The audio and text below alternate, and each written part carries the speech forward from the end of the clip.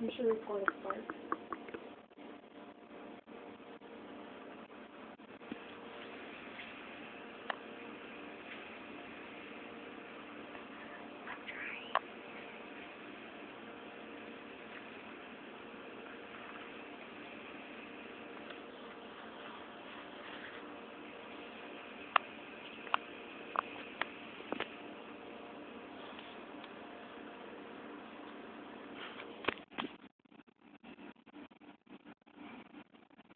You poop your pants. Oh, you'll hear it slop.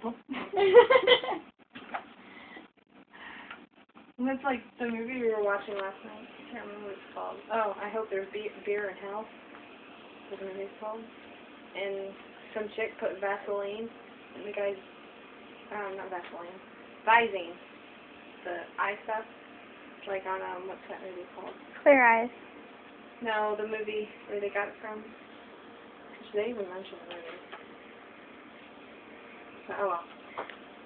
But he had to go poop, like, really bad, and the girl that he had taken to the hotel, she drank some of his beer, so she clogged the toilet in the hotel room, and as he was running down the hallway, you see poop coming out.